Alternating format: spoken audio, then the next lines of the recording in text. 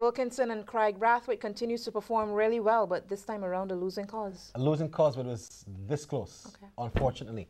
Hello, good evening. The amazing form of Kraigg Brathwaite continued today, but hearts around the region were broken as the West Indies under-15s lost to Pakistan by just 2 runs in the final of the Clico International Knockout Tournament.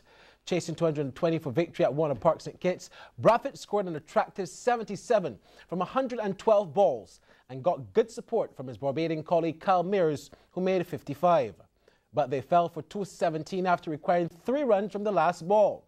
Earlier, Pakistan made 219 or 49 overs and 5 balls, with Mohammed Babar making 70, Mohammed Nawaz 58, while Kevin Hodge took 3 for 38. The Clico Under-15 tournament now moves into the league format, and in a related story, a former cricketer is of the opinion that Kraigg Brathwaite must pack his bags and head overseas now if he is to be a successful West Indies cricketer. This strong comment comes from former West Indies B-team player and analyst Mike Worrell, who says that the local and regional team and systems are failing young promising cricketers.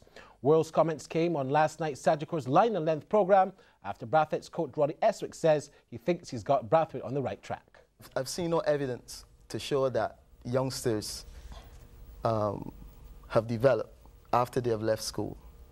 To me, from the time they get into the clubs, the cricket is doomed.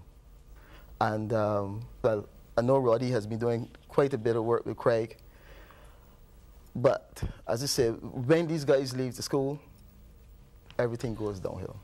To me, for Kraigg Brathwaite and players like him, because they have no faith whatsoever in the systems that they have here in Barbados and the coaches.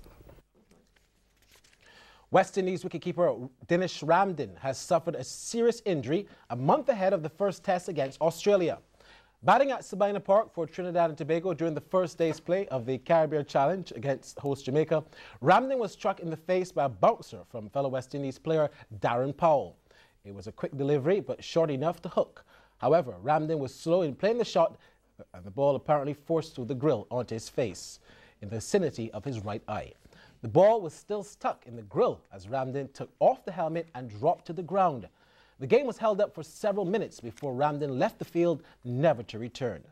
There's no word yet as to what is the serious extent of the injury. However, Ramdin is not expected to be playing cricket for a while.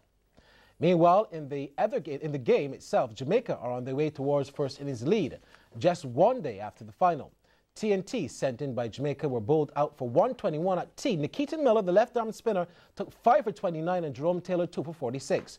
Jamaica at close 107 for 4. Brendan Nash unbeaten on 56. Here are the highlights. They were positioned so quickly, Nikita Miller.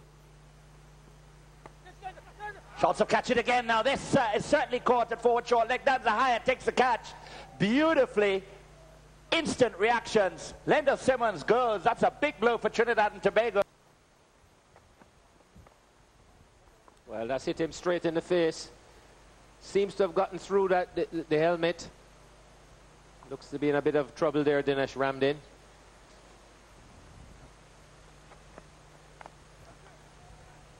Oh, that's a nice shot, but there was a lot of danger in that stroke as well. There.